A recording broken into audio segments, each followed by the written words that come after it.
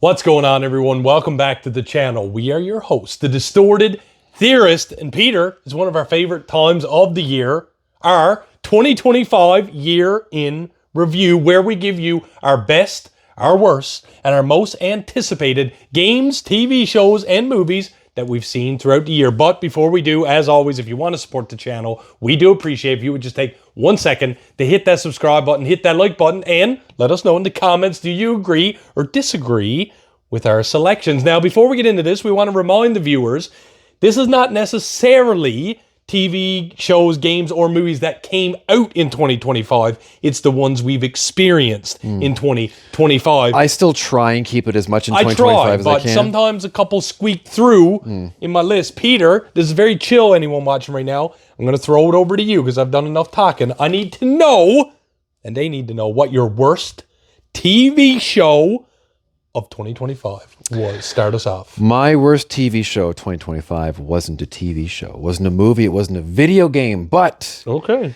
this is where we're going to lose some people. Okay. I'm sure. Okay. And this is more of a gripe that I've been having. It's my worst TV show were streaming services. Streaming services as a whole. As a whole. You're just attacking everybody at I'm once. attacking Paramount Plus. I'm Okay. attacking Disney Plus, Amazon Prime, Netflix. You're coming for all the top dogs. And the reason Cancel being, culture. Here we go. the reason being, and I know I'm not the first person to say this, and it's something that it just bugs me because they're getting too expensive. They're not crazy expensive. It's not like it's a mortgage every time I pay for them. But the main reason was the streaming services came out and you're like, you don't need cable anymore. You don't need cable. Why would you need cable when you got Netflix? Yeah. But now, if you're watching Netflix, Disney Plus, Amazon Prime, Paramount Plus, Tubi, all these other ones, and FX, which comes with Disney, I think. Hulu, Crave, HBO Max, all these ones, you're paying more than you would for cable.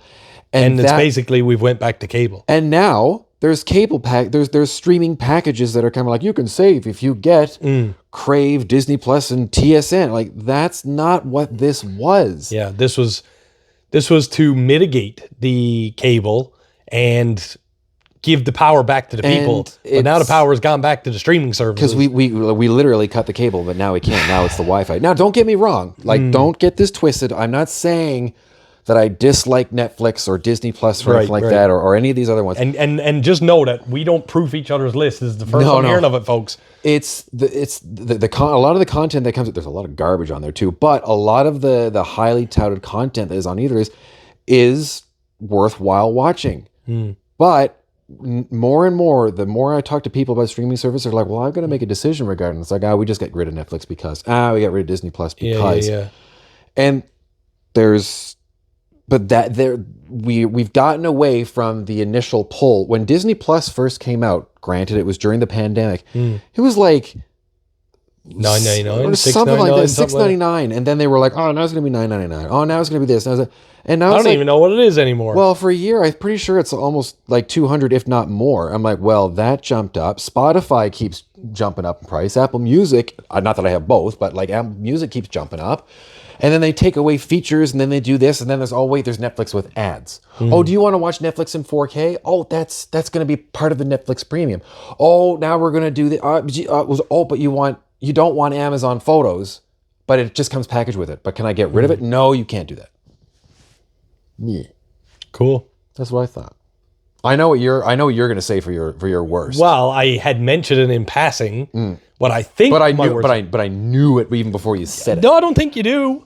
Oh, surprise me then.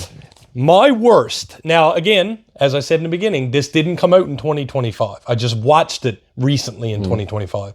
And that is, we're cultural here, folks. We watch multiple things. Love Island UK season 7. Yeah, I knew you were going to say something like that. I can't even remember all the names of the characters on there because I was literally bored to tears, and we only slogged through it because myself and my wife has said that we were going to watch all the Love Island UKs and the Love Islands and all that stuff so we can get to the good stuff and get caught up, if you will. Are they recurring characters in different seasons? Sometimes they do cross over into the new season because if they still haven't found love, they'll bring a returner back or whatever. So you got to keep. Why are we holding hands? But you got to keep up on it. But the whole season, you're not going to really care about this. You had Liberty and Jake were, the perfect couple. And then, of course, 10 episodes before the whole thing's over, they fizzle out and for no reason because of their own insecurities or some shit. I'm like, what is going on? And then ultimately, the winners who did win, which was Liam and Lily. Whoa. Lily. Whoa. Anyway, yeah, spoilers. I think they deserved it. You but can put your arm back there. It's just I my know. hand. I don't know. But yeah, I'm not even going to dive into it that much more because I just thought it was shitty television, shittier than it normally would be, for anyone who's watched Love Island at all. But Love Island UK, that's my worst season. I felt like it was completely just boring and I had to push through it. Like I literally turned it off halfway through episodes, went to bed, had to watch the next day, etc., etc. I want to be cheered up. Peter, what is your favorite TV show from 2025? So I had two, but I'm making a choice for one of them to the ultimate. I'll talk about the other one. Okay. So the first, my number one. Actually, no, I'm gonna go with the runner-up. The runner-up is something that we covered, and it was because I was blown out of the water with how well it was done. Still took some creative liberties, and I wasn't happy with the total direction that it went. But it's recently been renewed. I'm pretty sure it has. Maybe I dreamt it for a second season, and that is Alien Earth. Okay, yes. I was a huge fan of this simply because I was so concerned about how a show about the alien could be and what it would, where it would go, because the world of the company, Wayland Yutani and all these other companies and whatnot, you got to try and get comfy. I'm good now. I was really concerned at how it could go, and would they do the xenomorph justice? How often would it be portrayed? Would it still have the tropes? Would it work? And it kept my attention. The way that Noah Hawley, along with the cinematographers, and if you've seen my review of the series, it just captured so much of the 1979 film that I just felt like it was just happening at the same time. Well, I remember when as you've seen on the channel, we covered all the trailer reactions, all that stuff. You were optimistic but skeptical, all rolled into one. But I guess being your best, I guess at the end it did all work out. And was there anything? It's not my best. It's my second favorite. Oh, it's your second favorite. Okay, so what would have pushed it over the edge to be your favorite? Like, what did it miss? We'll say, even though it was good, what did it miss that you wished if it had that it might have been top spot? I didn't like the way that it ended because, again, if there is a second season coming, which I'm pretty sure there is, that's obviously going to be explained. It's one of these shows. Because your power just went out. No, it didn't. Could just get up and check to see if it's thing. Well, we can cut it.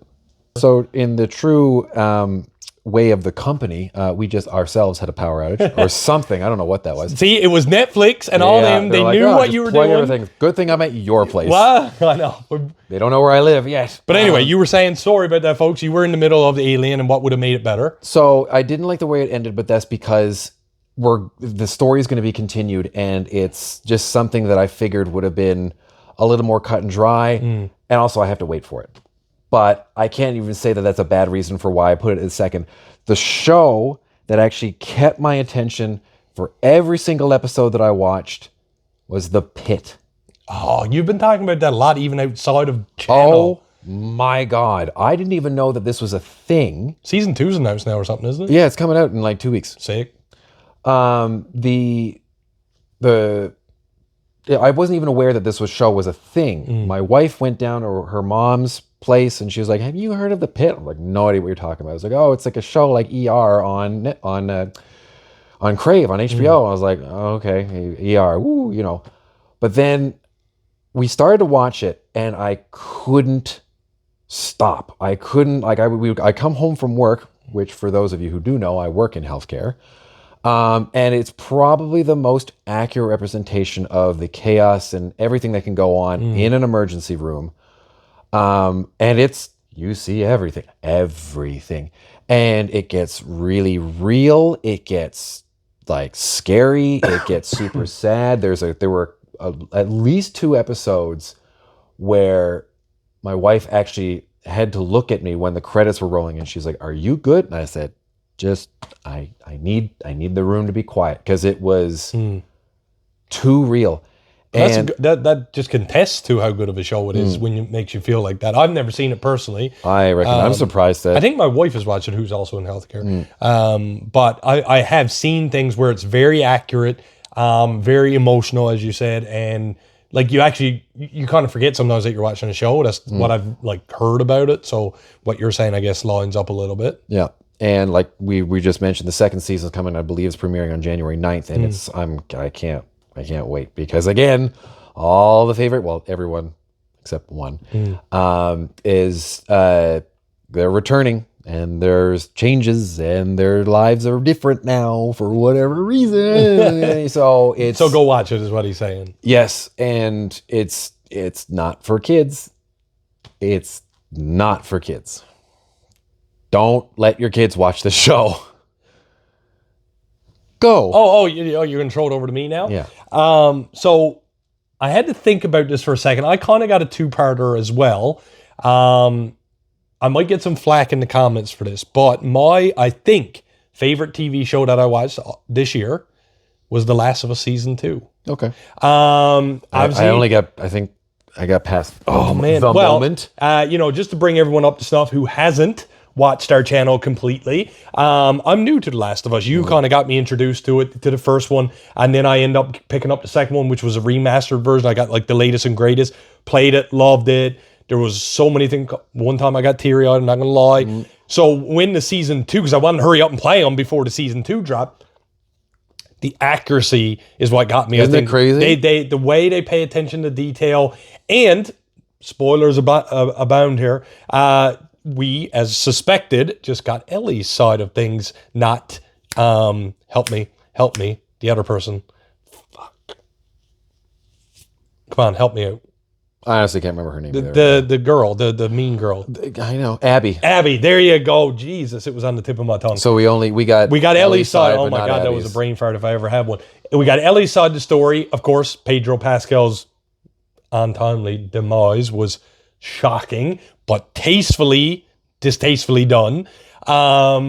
Listen, like I said, it goes back to accuracy. If you're going to make any video game into a movie or TV show or what have you, you got to stick to the source material for the fans. You can't really go off the rails. I mean, I understand that you're trying to captivate new audiences. I totally get that. Just because you're a video gamer or not a video gamer don't mean you won't like The Last of Us Season 2 or Season 1 or whatever. So they're trying to get that new audience to maybe get some gamers brought over or vice versa. But at its core, it sticks to the source material, but anything that is added adds value, which is what you want to see. It's no fodder or nothing like that. You are getting the extras that you couldn't get in a video game, and that's what gamers want. We want to see behind the curtain that we couldn't get because the graphics aren't there, or there's just no time, or digitally you just can't do it. Emotions are hard to convey through a video game. I felt like all the characters brought that emotion into the show. They're getting better at it though. They are. Oh, video 100%. Games are getting Yes, way 100%. better at conveying But, stuff. There's just human emotion that you just can't get through a video game. And obviously leaving us with the cliffhanger is that we know now we're going to see Abby's story side of things, her 3 days in what will be season 3. And I don't know if that's coming out next year. I haven't really seen much on it, but I'm frothing for it. I'm all about it, of course. And notice I didn't even talk about any of the clicker situation because Last of Us is really good, especially the show, at the human emotional side of an apocalypse, you forget if that you will, there's or whatever. an apocalypse. Yeah. So I think for me that done it. What I also want to touch with is also a very good show that, of 2025. We spoke about it a little bit off camera. Stranger Things season 5.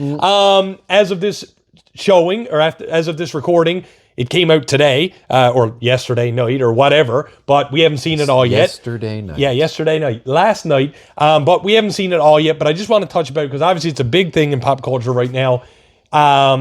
It's doing crazy things, officer. I can only imagine the finale is going to be crazy. Off the chain. Right? But it's nice to see all the returning characters. I just wanted to give it a shout out because we're in that moment. A lot of people might be like, how is Stranger Things not your top? But we just want to be honest, and as of this taping, we have not seen it in its entirety yet. So, or at least I haven't. Maybe you have at this time. The power of time travel.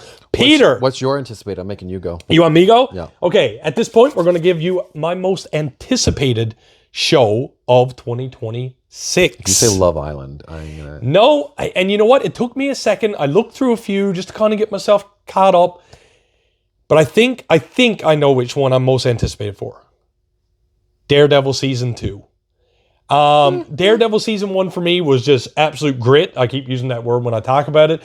I felt like there was a balance there of where we were being reintroduced to the Netflix era, now into the Marvel era. And I feel like now that they got that out of the way for new and old, again, viewers, etc., we know the players in the game. We're going to see some new ones. Possibly some Defenders are going to show up. Rumor has it. Yeah, I think they're. And if I may, Jonathan Bernthal is getting his own Punisher spin-off episode, or like a special, which might be an hour and a half long. Apparently it's crazy, so I can't wait to get that. But yeah, I don't know. It's just something. It's Marvel as well, so I'm looking forward to see where we go with them in 2026. As we know, we'll get into this, I'm sure, a little later. They have some big projects coming up in 2026. So I think that's my most anticipated. I did. What about yours? Instead of my streaming services, I did figure out a show that was probably worth. I won't talk about it too much. Marvel Zombies. All right, so enough of that. Cool. What's your most anticipated? I want to know. We'll pick Peter's brain here, and I'm going to need my list for the next part. But go ahead. I already mentioned one of them, and that's The Pit.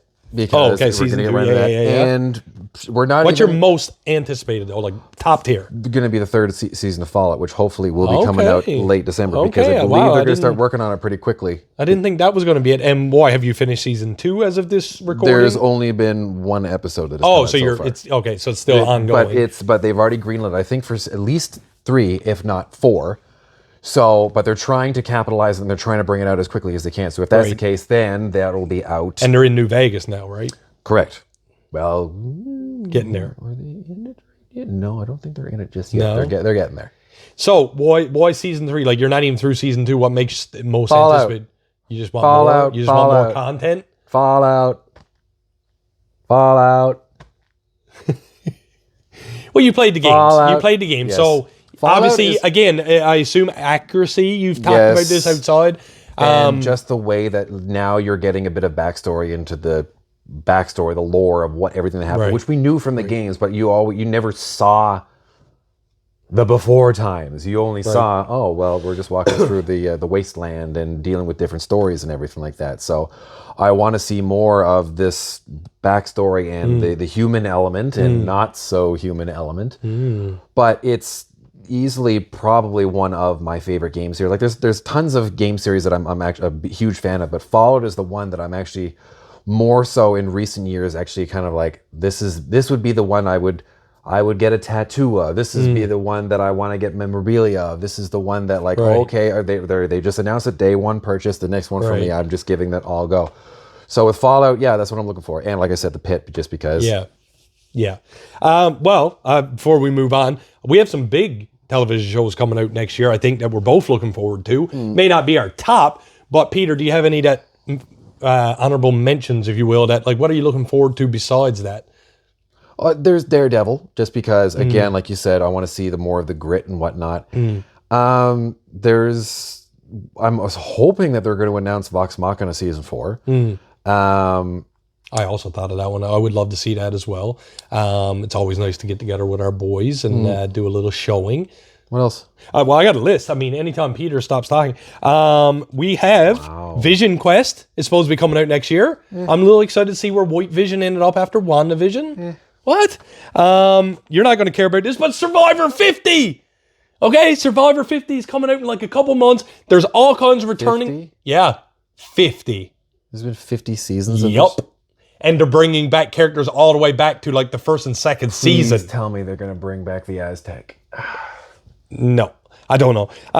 So I'm really excited for that. That's coming out soon. And they just announced all the cast and they did a promo video. The hype train is real right now, ladies and gentlemen. Lanterns. I'm surprised you never talked about that. I don't know who the main actor is. I apologize. He was in that really good movie that, again, I can't remember the name of, where he was like a ex-Marine. Oh, he's the guy that was in that movie where he did that thing? You know who I'm talking about. But Lanterns is going to be based on, Green Lantern. Shenanigans. And I assume it's going to be under the helm of the guy with the white hair, James Gunn. Connecting it to all the other good DC movies. And we have Harry Potter, HBO. Is that this year, It's supposed to be. I mean, I think that's going to be probably the sleeper, but also not a sleeper because They're already spent like billions of dollars on it. they're definitely. It's okay. They'll reboot it in another 15 years. Man, I don't know. Listen, they've announced the cast now. We've seen some behind the scenes stuff. I'm seeing the more in-depth stories that they're going to be doing, which they couldn't do in the movie. So we'll be able to get more like exposition. You read the books and you can kind of get like, So, well, switching gears. Remember how you said you wanted this to be a shorter video? Well, listen, now we move into the gaming world.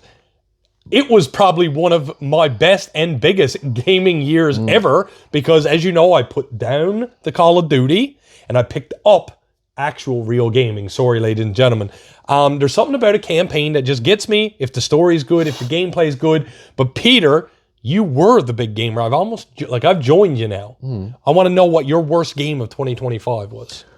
Following with the same vein of my worst show, it's not a game. Oh, okay. It's a service. Uh-oh. Game Pass. Oh. What the hell? What the hell? You doubled the price of your subscription service. Let them have it. This is Xbox, right? Yep. Yeah, let them have it. There was nothing else that you added besides Fortnite Crew. That was it. You added Fortnite Crew and you doubled the price. Fortnite Crew should have been something that you could have added into it at a discounted price as part of your Game Pass.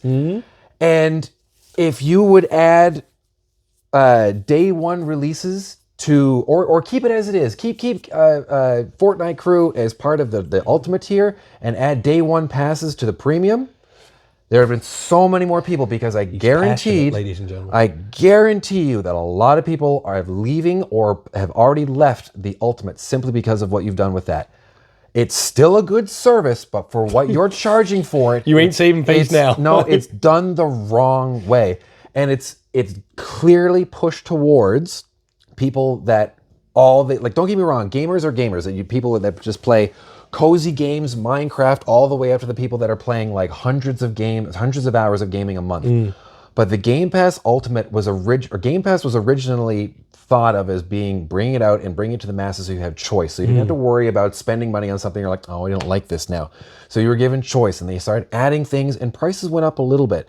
And it was already at a point that I figured that like this is a bit much. I may have to think, and then you doubled the price. You doubled the price of it, and sometimes I'm glad I don't have an Xbox. My God! And the way that I look at it is, if I could get through one full new release a month, great. But then I don't have time to do anything else. I don't have time to watch the movies. I don't have time to watch the shows. I don't have time to spend with family. Game Pass dropped the ball majorly. Well, I'm not even going to let you throw it over me. I'm going to keep your blood pressure up because you're going to have words with me. Do you want to know what my worst game of 2025 was? Is it something that I've played? Yes. And you love it. Is it something that I played this year? Probably. Ghost of Tsushima. Now, before you come at me. Because this is some bull. Because you were like, this game is great. No, listen. This game is great. I can't wait to play Yote. I do want to play Yote. Are you sure? When I say it's my worst game of the year, it doesn't mean it's the worst gameplay or whatever. It's the lowest of the games that you played. No, it's just the disappointment. This one is low because of disappointment. Okay. Yeah, you get your arm over there. Now I'm taking the wheel. Ghost of Tsushima, yes, it had lots of good mechanics. The fighting was great and all that stuff. My disappointment came with repetitiveness. I felt like you were always fighting the same guys over and over and over and over. There was really no change, even though you went from Mongols to Straw Hats or whatever. I felt it was very cookie cutter and like not enough challenge. Like even when you went to the encampments of the Mongols, every leader was pretty much a guy with two swords in gold armor. Well, you are gonna hate Ghost of Yote. Well, I know, but I want to play it now. But I don't know. And then on top of that, the story felt a little weak. Ultimately, like I don't know. You were chasing this. What was his name? The bad guy. Khan. Yeah, but his name was Kublai Khan or something. Yeah, googly eyes. Anyway, and he kept moving away from you when he could have just, I don't know, just something about it. I think a lot of it too, it might have been, and no offense to you, I do the same to you, is hyped it up. But when I got in there, I was like, okay, this is gonna be sick. And then I was like, well, there's nothing like groundbreaking here. I don't know. That's Ghost all. of Tsushima was one of those games where the atmosphere was what did it for me.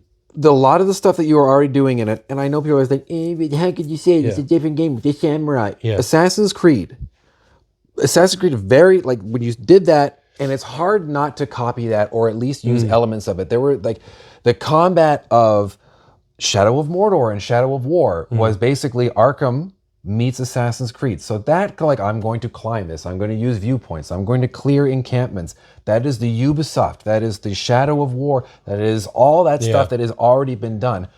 The reason that I liked it was because I find samurai interesting. That was why, and like fair. And it's like when someone hears it's the worst game that I played, you're talking, I don't know, something like, I don't know, like Forspoken. Yeah, that level of no. crap. I like I said, I'm being honest. It's not the game itself. No. It had lots of good to it. It was just that, like, in the end, when I got to the third part of Tsushima, You were ready for it to be over. I was ready for it to be over, yeah. And I was just like, wow, I have to explore. And I'm an explorer. So, I mean, I had to zigzag and get the whole map cleared. And that's on me, but that's what I need to do to say I achieved it, you know? So that's why. Okay.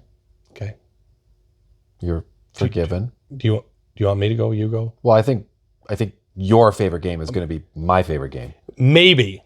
But I didn't want to people think I was riding a wave or coattails or whatever word, or the hype train.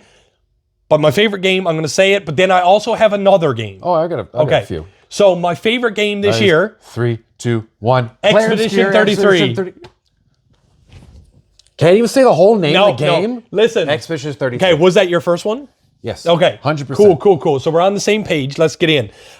First thing, let me lead this off. My favorite game, I've said this before, is Legend of Dragoon. If you've never played it, please go do it. It's like 20 years old, but still. I think it's older than that. When I got the notification, actually, I'll tell you how I found out about Expedition 33. I was reading a Legend of Dragoon forum post, whatever, and someone said, have you guys seen this Legend of Dragoon-like game that's coming out? It's called Expedition 33. They were like, it's turn-based JRPG. I'm like, okay, cool. And it was like time-based attacks. I was like, oh, watched the little gameplay thing. I was like, oh shit, it's just like Legend of Dragoon, but this day and age's graphics. I'm going to follow this. Then little trailers came out. Obviously, it's from Sandfall Interactive. Very small group of people making this game. I was like, I think they used to. Interesting. I think they used to be. They did, but Ubisoft they employees. made a conglomerate after. Yeah. But Anyway, I was like, okay, I got to follow this. Then the graphics were like blowing me away using Unreal Engine. The system of you're not just selecting attack, let your guy go on. You have to participate, which was the whole draw of Legend of Dragoon, because it makes your attack better. And then they started coming out with the monsters and the lands and the scapes and the story, which we didn't even. But you know what the good thing about the story is? They didn't spoil a fucking thing. You didn't even really know what the story was till you literally plugged in and started playing. Like the Gamage, you had no idea what that was. You didn't know what was coming. And then it came and you were like, and when the guys get to the beach for the first time, Renoir, and Buddy's heads fall off, I was in. It was a game that I didn't think I was going to be interested in. I remember seeing the trailer that I can't remember. It was I probably shared it to you or something, and I was like, because JRPGs aren't my thing. But the more and more I paid attention to it, I was like, okay, it's JRPG inspired, because it's French, and we started to hear about like some big names that were attached to it. And Charlie Cox for one. And Andy Serkis. And Ben Starr, Jennifer English. So which are even bigger now, I think, because of this game. No offense or anything. That's actually a plus, if anything. So I started to pay a little more attention to it. So it got closer and closer to release. I was like, I'll give this a shot when it came out on Game Pass. And I really, really dug it. It's different. It's different, and it's the first JRPG inspired or esque game that I've really. Like, I think I mentioned this in our reaction or something like that. Like, the last one that I played that was similar to this would have been Final Fantasy 1 on the Game Boy Advance. Well, see, the thing is turn-based RPGs kind of went away around Final Fantasy 12, 13, somewhere around there, which is, I'm using that because it's the big name. And it's just something that I've always liked. I liked, if you ever played a game called Bat and Kados, it's a little bit different, but you could use cards and stuff. But a similar thing. It's turn-based. Really enjoy it. I love that what I like about the turn-based stuff is what do you like about the if you have a second to breathe, to think about strategically, what am I doing? But when you commit, you got to follow through. You got to X, whatever. Yeah. This one was actually a little, and I'm not knocking it, but it was actually a little easier to do the moves than Legend of Dragoon. Legend of Dragoon actually had a pattern. Yeah, you didn't have to worry But this about was more like X. Okay, I hit it. And right? you didn't have to mean? worry about the Souls-esque. Like, you have to get parry, which you can get used to. But which was a cool addition. It's a lot more forgiving in this one than in any of these Souls games. And the environment was just like, and the music. You are in, like anybody who's played it, you're within a painting. Basically, you're in someone's mindset. So, the sky was totally the limit. And on top of that, I found that there was never a copy-paste, such as Ghost of Tsushima. Every bad guy was different. When you moved to a different island, different locale, in the sky, in the water, further on, you were always battling something different with a different weapon, different move set. You had to relearn what to parry, how they moved, and some of them were immune to stuff, some of them were weak, as I always enjoy with the elements and etc. And it had an awesome skill tree, plus the addition of Pictos and all this other stuff. And Luminous, it just made everything... It took everybody by storm. I was actually happy. I remember being giddy watching the Game Awards just a few weeks ago when they were nominated for 12. It was a record-breaking nomination year for a game. And they won 9 of 12. And I literally, when they won Game of the Year, I remember smiling at my phone being like, almost like I was proud of them. Like, you guys did it. Like, fucking A. All right. Well, no, I want to talk about my second favorite game because it's right up there. You know where I'm going with this. The one I just finished a couple weeks ago, the Chronos, the New Dawn. I'm telling you now, I don't know what it is. The game was fucking amazing, bro. Like, I was dying to play it. Do you realize, like, this is what Warzone did to you? I know. Warzone hurt you. But listen, for anybody, it's, again, a small-ish company, if I'm not mistaken. It's a very small team compared to the larger ones we see. That's what I see. No, they're not small. Well, there's people in a boardroom all the time coming up with ideas. That's all I see. Yeah, but they're not small. They're smaller. They're not Sledgehammer exactly. or EA, but what I'm saying is, 4 guys in a garage. This is another game that I seen a trailer, it caught my attention. I was like, I'm going to follow this because I think I want to play it. It came out in October. I never had a chance to pick it up, so I picked it up in November when I finished one of my other games. I think it was Ghost of Tsushima. And immediately... the gameplay caught me. You can't run in it, so everything is stepping. Like you're not slow, but you're not jogging through a cityscape. You are taking your time, and every sound effect just hits, bro. In the game, play it in the dark, please, with a headset on, turn on max volume. You won't regret it. You will shit your pants. Now, you want to talk about the most anticipated games of 2026? Oh, I don't get to talk about my other games that I liked? Well, you said your favorite was Expedition. Right. So do you have an equal to that? Yeah. Oh, okay. Go ahead then. Man, what the hell? Like, you just kind of glossed right over that. Go ahead. So it was another game that was I mentioned was one of my most anticipated last year. So those who have watched and will remember South of Midnight. Ah, yes. That was your most anticipated last year. It was absolutely my most anticipated. And we were How'd that work out for you? It was fantastic. Like, it's probably, like, we reached out to Compulsion Games on a whim, and they reached right back out to us, and we're like, oh, congratulations. Here's a copy. Here's a copy. So you were ecstatic. I was over. That was a win for us in the channel. Well, it was, because I got to play it and I finished it, and it's a short game. It's nothing but the storytelling that they do in that, the art style. That's, again, not that it's the same game, but like similar in scope to a point of what Clair Obscur is. It was funny. The storytelling in it was so rich. It was colorful. And the art style, if you didn't, it was different. Yeah, and even like the animation. So like it might be running at 60 frames a second, but then like cutscenes would be running at 24 or 12 or something like that, because it looked like it was claymation. Yeah. And the only place that it really fell short was combat. Combat got very samey. You got into an area and I'm like, okay, there's like 5 different enemies that I'm going to work on, and then I work up my skills, and then so near the end, it just kind of got to the point of like, I don't want to fight. I just want to do the platforming. Okay. And I did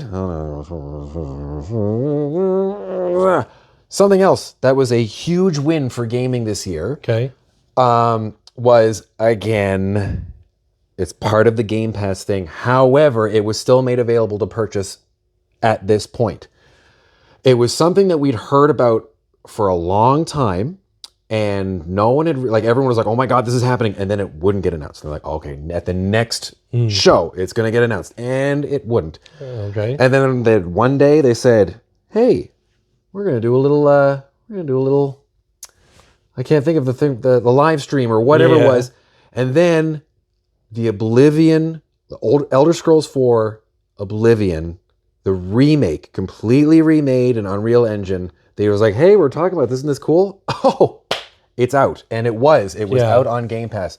And it was something that Bethesda has been good at relatively in the past. Like when they announced Fallout 4 at E3 2015 or whatever it was, they're like, "Hey, this is what we've been working on. We know you know about it.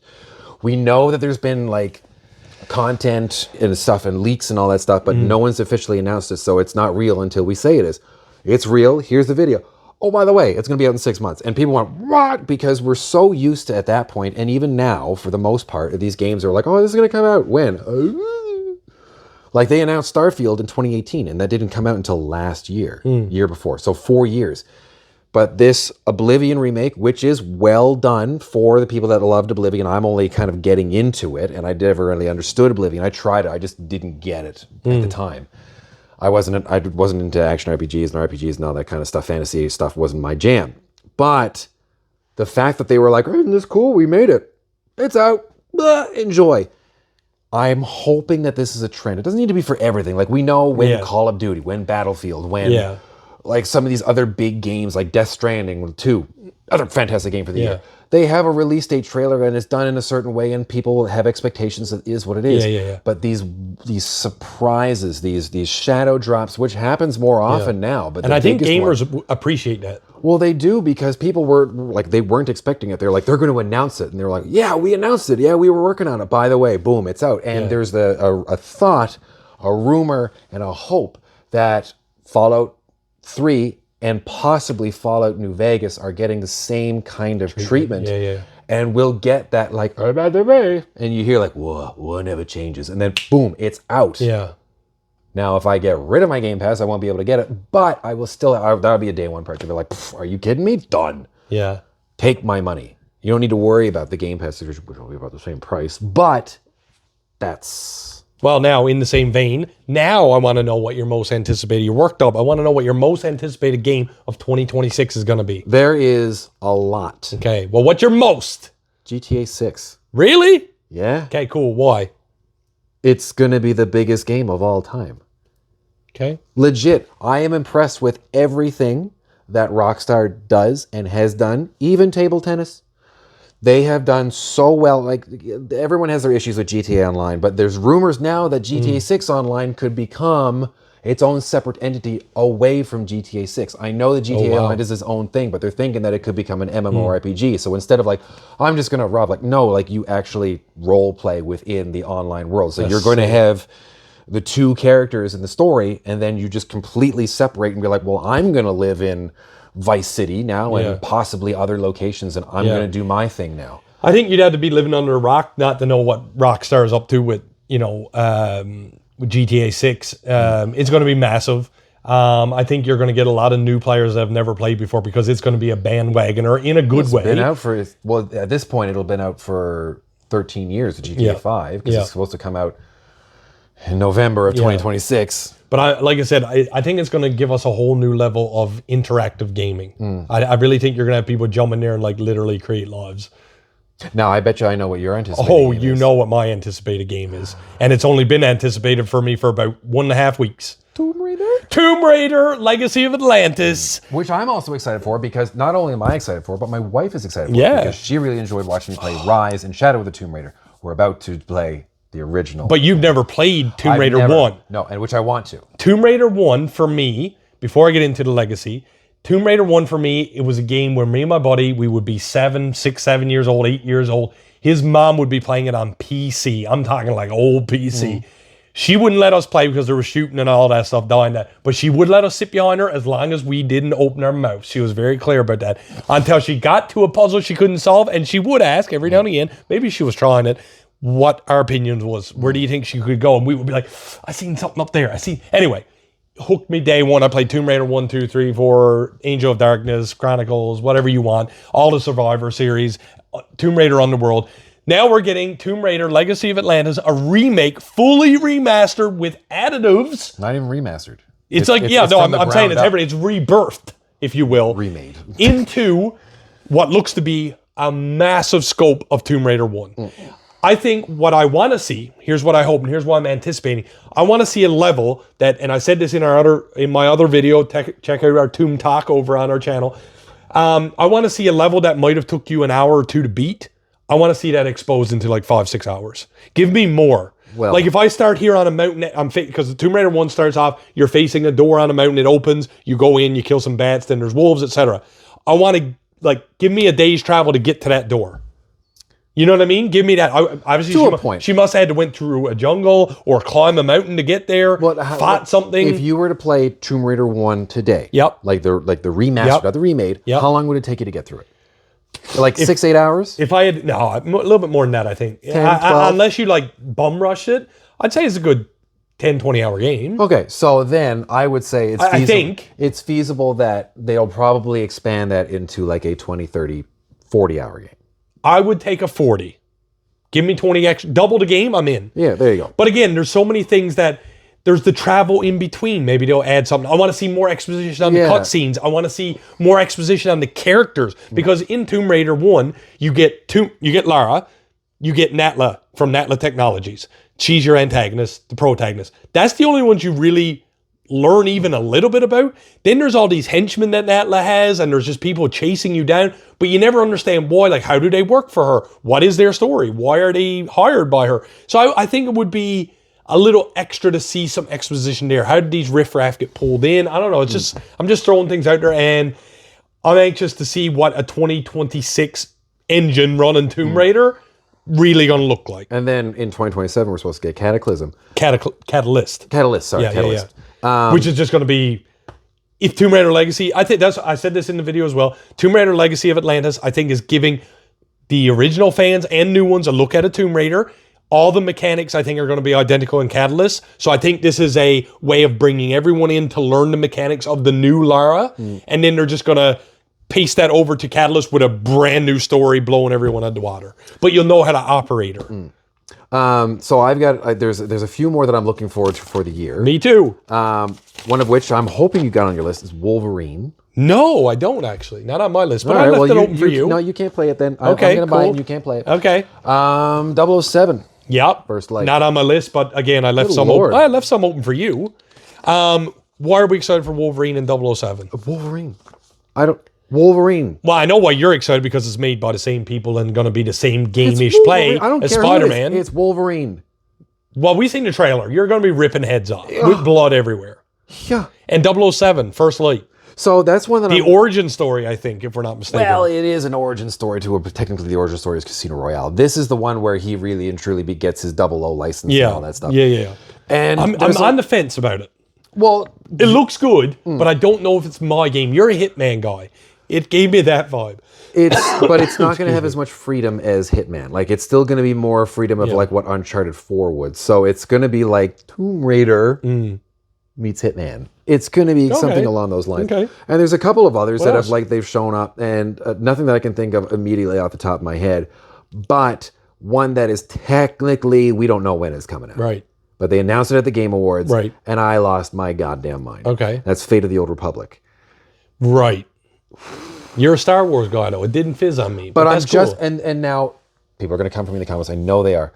I have never played Knights of the Old Republic 1 or 2. I have not. I have started Knights of the Old Republic 1, but I've never gotten past a certain point because it was just, the controls were weird because it was a different time when it came back in 2002, 2003. Yeah. So now I'm replaying them on the Switch, and I'm at a point now in KOTOR 1 that I've like, okay, this is all new to me, and I gotta figure, because it is really and truly played like Dungeons and Dragons. I didn't realize how much it talks about with the skill levels and all that stuff, the way that you build your character. Like, a lot of games base that off of like, oh, you're going to allocate your skill points and all that stuff. No, this is literally like when you're looking at your damage that you can do, it's based off a D20 system. I was like, I never realized that before. So I'm kind of getting into that now and be like, okay, what can I do for my dexterity, and how is this going to translate to the Star Wars stuff? So when Fate of the Old Republic comes out in 12 years, I'll be ready for it. Go ahead. Code Violet almost never made the list because it got delayed twice from November into December, now into January. So it made my list. I appreciate that you're excited for it. You showed this to me, and I went, it's giving me Chronos New Dawn gameplay vibes, but it's with a chick who's killing dinosaurs in some kind of other world. The graphics that you showed it to me, it looked like Carmageddon. Like, it looked like something like this just doesn't look like it should I think it's going to be a sleeper. Phantom Blade Zero. This is what Ghost of Tsushima was. I'm thinking Phantom Blade Zero is going to be right up my alley because it's going to be undead people you're killing, and he got like 13 weapons you can cycle through or something, whichever one hits your flavor. Again, you're gonna love Ghost of Yotei then. It looks sick. This one I had to put on Zoo Punk. You know yourself. I showed you with the animals. Yeah. And I went and bought I found out it's a prequel, so I went and bought the 2021 Fist Forged in Shadow Torch, which is a Metroidvania style game. I am now about 70% through it. Love it. I forgot to tell you this. I think you would enjoy it. It's a sick game, bro. And the huge map, I thought I'd be done in like 10 hours. I feel like I'm 20 hours in. I still haven't beat it yet. His kids haven't eaten in days. Anyways. The other thing is, last one, Tides of Annihilation. I don't know much about the game other than that apparently you're fighting with the Knights of the Round Table as each of your powers. Kind of reminds me of Final Fantasy VII, but all I've seen really is that's the one where you're fighting in a mirror. The graphics look fucking sick. I don't know much about it. Again, it's a game I'm following. I'm hoping it keeps my interest, and I am going to pick it up next year for sure when it drops. And with all that said, Peter, movies. We're on to our channel's biggest procurement here, and that is movies. We've seen a lot of movies this year. It was a great movie year. We got out to, I would at least say, 12 in theater at least? Which don't sound like much, but for two guys who have busy lives, it's not bad. We might have seen more. I can't think off the top of my head. It was a great year for movies, but it's also a bad year for movies, as always. So, Peter, with that said, I want to know what your worst movie that you watched in 2025 is. Captain America Brave New World. Same as me! Let's go! Wow! First of all, okay, no, this is yours. You go. I'm with you, but you go ahead. This movie had so much potential. Yep. And the marketing team destroyed it. Yep. When they showed Red Hulk. Yep. And it was plagued by all the same reasons I had. Reshoots. We were supposed to get the Serpent Society or whatever it was, and as much as they might have been crap too, but you could tell that there was heart missing. And more. There was more from the wrestling world that were cut from there too. You know, I think this. Listen, we love Marvel. We always will. But I do believe this is a subject of circumstance. You know, I think it had a lot of bad things that happened to it. This was still part of the quantity, not quality. Yeah, and I think that's really where it fell short. I remember going to that movie. It did nothing for me. Everything in the trailers was what was seen in the movie, and there was really no enticement left behind. Chutzpah. Yeah, there was nothing left for me to even hang on to be like, ooh, I hope I see more of this. Ooh, I hope I see more of that. I was like, I hope this ends. You know, Anthony Mackie is Captain America. Whatever, I accept this. Fine, not a big deal. But they spoiled Red Hulk. It wasn't a true villainous thing. And then what's Buddy's name? The leader. He left it. What they let? I mean, remember the end credit scene? He's like, "There's more out there in the cosmos than you know," or whatever he said. And it was just a misstep. Or more multiverse or whatever. Anyway, listen. I'm glad there's other people at the helm now, and I'm hoping this gets a little retconned. But I'm glad that we both acknowledge that it's a Marvel movie. We love Marvel, but it can still have a bad go. And in Brave New World, there's been a number of those that have been like that too. So I want to talk about my best movie. Okay. And we talked a lot about this on the channel. We did the reactions. I don't even know if you've seen it after, but let me know if you did. I'm glad I watched it. It caught my attention as soon as I did. And that is Weapons. Okay. With Julia Garner. That's part of my my honorable mention. Okay. This movie right away had my attention because of the unknown factor. We watched trailers. We were like, what is going on here? And the way that it was marketed was just well. You don't need this big hoopla. The trailers hooked me. And guess what? I followed through. Me and the wife watched it. It had some creepiness. It It had some comedy, which I didn't see coming. I was dying laughing at some parts. And it did give us a villain that I wanted to know more about. And apparently we are getting an origin story, prequel, whatever you want to call it. And I think it's going to inspire a lot of Halloween costumes, maybe some cosplay down the road. I've already seen a bunch that were out this year. Have you? Yeah. So I'm excited for that. And it's an original movie, which opens it up to sequels, prequels. What? Yeah. Josh Brolin, Benedict Wong. Just to name a few. And I won't remember his name, but he was also in Ironheart as the son of Ironmonger. I won't remember his act. He's also Han Solo. Oh, Alden... Eden Red. Yeah, or something like that. Yeah, Han Solo is in it. So, anyway. Wait, he was in Ironheart? I know yeah, he was... I didn't watch that. Because he's Obadiah Stane's son. Oh. Yeah, twist. And I don't want to spend too much time on it. I know it's a movie. I don't want to feel like we're blowing through it, but it was a great movie. I don't want to spoil too much. Go watch it. You get a mixed bag, but I was enthralled the whole way. You also get multiple perspectives, which is something that I do enjoy. And, our girl Julia Garner, who was the Silver Surfer this year in Fantastic Four. And, of course, everyone knows her from Ozark as Ruth. Great. I think I'm going to enjoy a lot of stuff that she's in. I actually want to look for more movies that she's in because she doesn't have, like, a huge catalog. But I bet you the one she's in as well. Will be, so yeah. It's going to grow for her because she's still young, too. What's your best movie of all time this year? Sinners. Never seen it yet. Sucks to suck, because you watched it because you thought it was Weapons. No.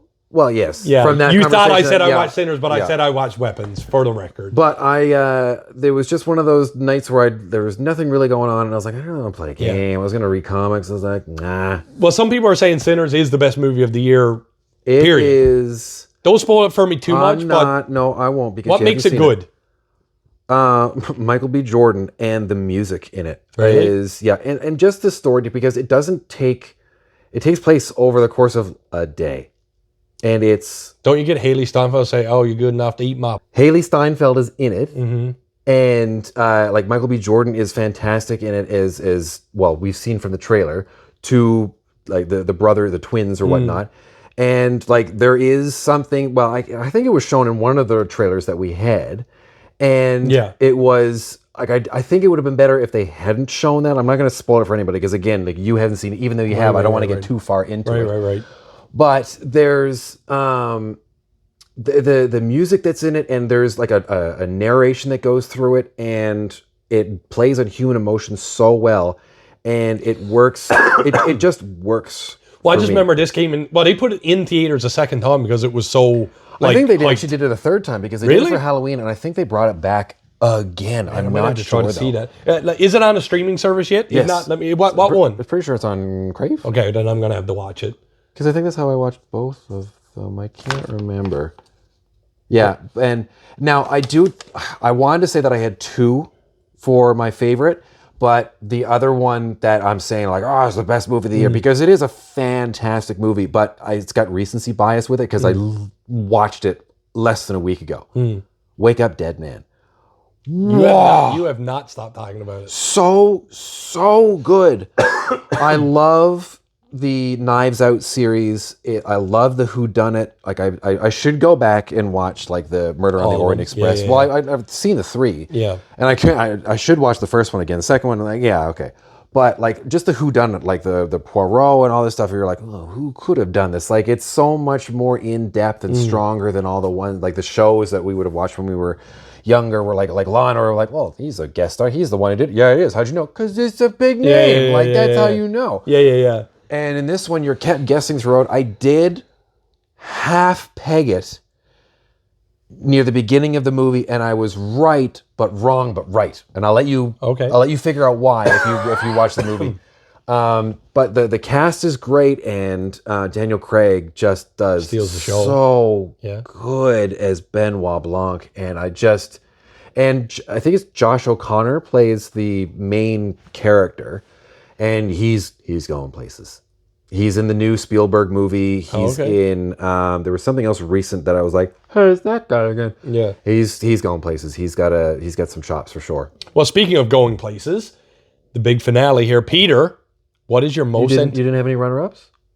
No. You just said one favorite movie, and that was it. That was pretty much it. Nothing fought. You were just like weapons and nothing compared. Weapons, and that was good enough for me. Fair enough. It was my best. Okay.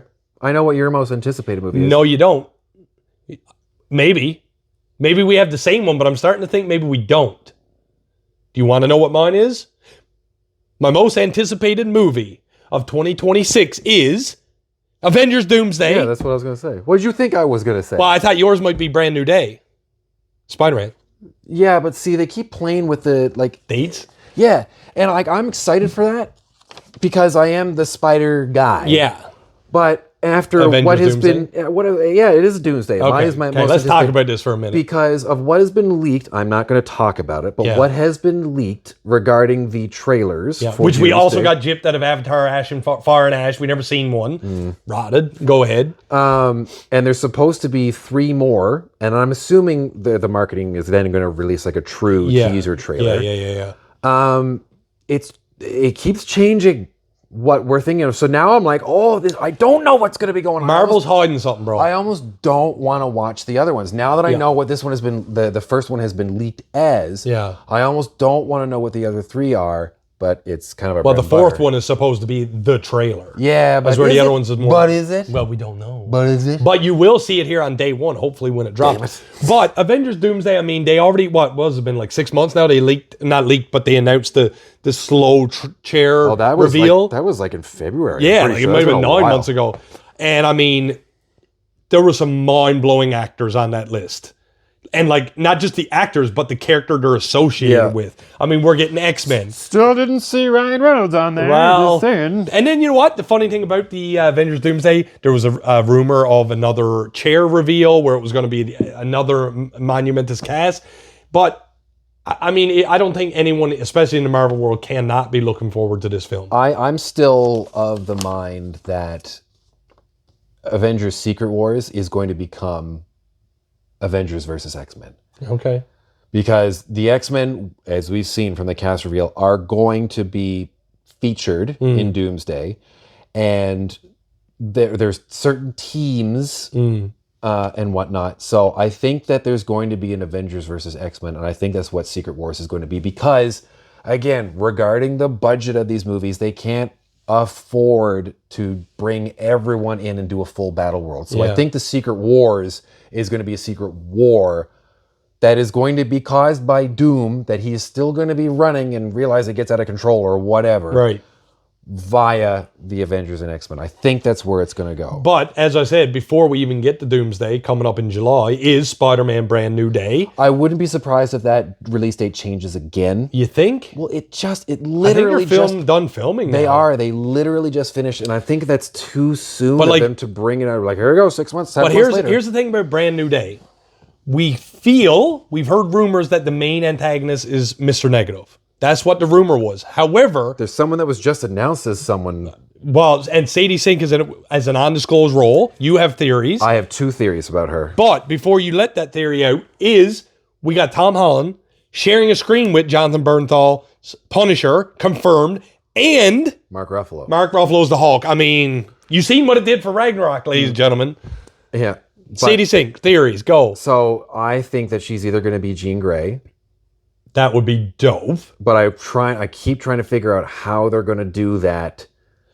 What if, here's a theory with you, what if in the film she's portrayed as a character? Don't know, could be a character I don't even know, like Black Cat. I don't know, just example, right? But at the end of the movie, her variant comes through. No, at the end of the movie, she like stops her mind control on whoever, and she's actually Jean Grey, but she was portraying in their mind that she's this other character. Nah, because the leak that people have been talking about what's going on in Brand New Day with what Sadie Sink's character is, there's a line that she says that I'm not going to spoil, I'm not going to get into. And it's something that I would think is more Jean Grey, which wouldn't make sense for what you just said. Okay. The other theory that I have for her, so there was Jean Grey, and I just totally blanked on who the other person was. Okay. Oh my God. That's okay. Jean Mary Grey Jane? Or no. Silver Girl? Sable. Okay. Because there was a comment that she made too. It's like, just because I've got red hair, it's pretty easy to wear a wig. Yeah. And again, going along with what the leaked was, it could be something similar to that. I'll let you figure that out. Yeah. who I would love for her to be, or for anyone to portray, is Spider-Gwen. Okay. Like Ghost Spider. Mm-hmm. But I don't know where that's going to go. I just hope that in some way, shape, or form, we've already seen it in the Raimi, we've seen it in the Sony Cinematic Universe, but I hope that they friggin' do it right this time, is I hope that Spidey gets the black ball, gets the suit, and that's what this Brand New Day arc is going to be. Not necessarily in Brand New Day, but following the events of Doomsday, Secret Wars. I want the symbiote. You want the symbiote on his suit in Secret Wars? Yes. And then, whatever the next Spider-Man movie is going to be, is when we're going to meet Eddie Brock, who I'm really hoping, he could be too old, but Alan Richardson, because he would be perfect for Eddie Brock. And then to just superimpose the suit on him to be Venom, god damn, he'd be perfect. So we're not going to get Topher Grace? No. Just kidding. What other movies are we excited for? That's the Marvel stuff. What else are we excited for, Peter? Anything off the cuff? I got a list. The Odyssey. We did a trailer reaction to that about a week ago. I'm hoping that this year we're going to get the Romulus sequel. Okay. Because I will go with you to see that. Because they were quick to announce and release it last year, and I know that they're working. I don't know if they're filming, but they're working on it. So I'm hoping that that's going to be quick with that. A good turnaround. We did have Predator Badlands this year, which was also one of my top movies, just because it was fun. Yeah. It was another fun Predator movie in the Alien Weyland-Yutani verse. Right. And I know you're excited for Grace. For what? Grace. Is Who's it Grace? No. Mercy? No, that's definitely not on my list. It looks interesting, but Super Mario Galaxy is one that I had written down here. The first one I thought was deadly, and I think they're just taking that and running with it because it caught on like wildfire for new and old viewers. As I said before in our trailer reactions, I'm kind of hoping they're building with Sonic. Speaking of. Yeah, that was a good movie this year too. Yeah, do you think that they're going to get a trailer we're going to see Sonic 4? I don't know. It won't come out this year, I'm hoping they might be building to Super Smash Bros. In some way. But I don't know if we're there yet. We also, Peter, got Supergirl coming up, which we did a trailer reaction for about a month ago. That's pretty good. James Gunn seems to have a great hand on the wheel with that universe now. We're getting our characters. Hope he does. Yeah, we're getting our characters. I do believe he's given it, I know people hate when we say this, the Marvel treatment, but we are meeting all of our heroes. I feel like they're going to be brought together for an ultimate threat eventually. Scream 7 is coming out in February, if I'm not mistaken. Excited for that. Matthew Lillard rumored to return, plus a few other castmates. And of course, Neve Campbell's coming back, which she missed the last one. Mortal Kombat 2, which got pushed. It's going to be sick. I don't care what anybody says. And in the same vein, Street Fighter, Peter. Ugh. Come on, don't tell me you don't want to see that movie.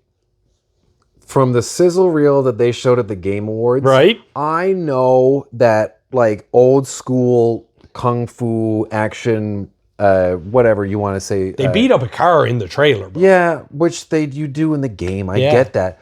But like the wire work just did, like there was a whole lot of like, but not even that. It was more so like a bit of comedic, or no, not the literal timing was off. You'd see like the hi-ya, and then the person that was kicked would go. Yeah, it wasn't like there was I know it's a movie and I know I get too into it, but like there wasn't like the proper transfer of energy. Like I'm hoping that like if I were to hit Justin, you'd be like, don't move.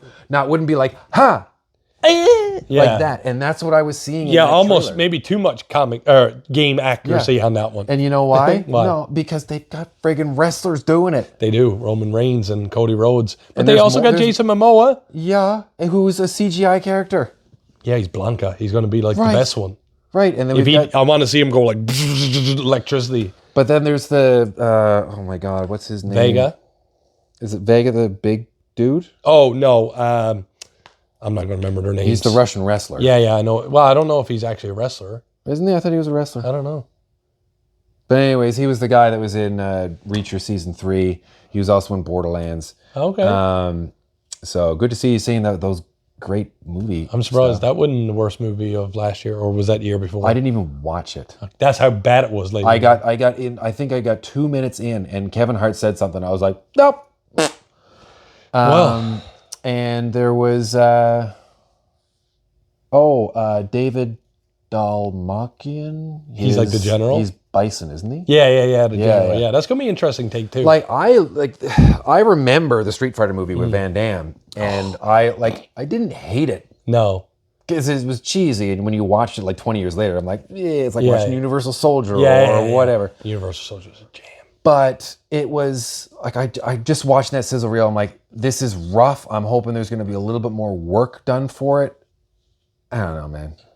Well, Peter, it was a great 2025. Like I said, after just going through all those things, I think we had a pretty solid year.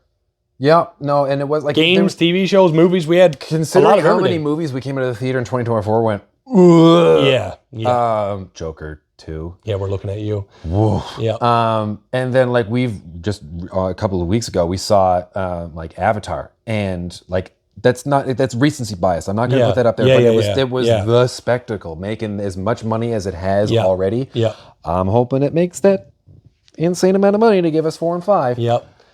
I don't know. I just felt like the biggest takeaway for me this year personally is I got back into gaming, which is something I've always enjoyed growing up. But again, Call of Duty, since the pandemic and everything, kind of ruined me. But I'm glad now I've been able to step back, watch some trailers for games, be like, I think I like that. I'm going to put that on my list. I got a list on my phone. And every time it drops something, I keep watching. And sometimes something will get cut from the list because something they drop, I'm like, I'm not going to like that. You know what I mean? That's like we just spoke about the other day. I got Saros on my list now, but I want to play Returnal first. And I'm not sure if the gameplay is exactly something I like. So I'm debating. But that's one thing that I'm thankful for in 2025 is getting back into the gaming. I'm excited for what 2026 is going to be a huge year, especially for us Marvel fans. Hopefully big for the channel. Yeah, there's a lot of the thing that I've enjoyed most about like 2025 was seeing like these movies like Predator.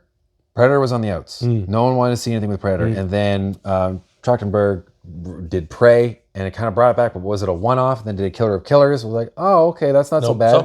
They got something here. And then Badlands was like, it's been like 1, 2, 3. Like that's great, and they want to keep going with it. So I want to see that. So there's more of this stuff coming and going. And like another game that I played this year, it didn't come out this year, it came out 2 years ago, was the RoboCop game. Oh, yeah. Which did have a DLC that came out this year. And I played the RoboCop game, and it's simple. But so is RoboCop. Like, what do you need? Like, dead or alive, you're coming with me. Bum, bum, bum, bum, bum, bum, bum, bum, bum, bum. And it's super. You shoot guys. You shot a guy's nuts off. Anyone who stayed and watched this whole video, you just got to see Peter do that. Congratulations. You just unlocked the hidden secret. Ladies and gentlemen, thank you so much for joining us for our 2025 year in review, best and worst and most anticipated TV shows, games, and movies. As always, if you want to support our channel, we do appreciate if you would just take 1 second to hit that subscribe button, hit that like button, and Peter, obviously, let us know in the comments below, did you agree or disagree with anything that we just said? Is there something we didn't mention that maybe remind us, because we did see a lot of stuff. Something we should be on the look for, and look beyond. What are you excited for? That's announced, but maybe it doesn't have a release date yet. And with that, I am the real Jussy. I'm Peter Parkour. Like we always say around here, keep it real.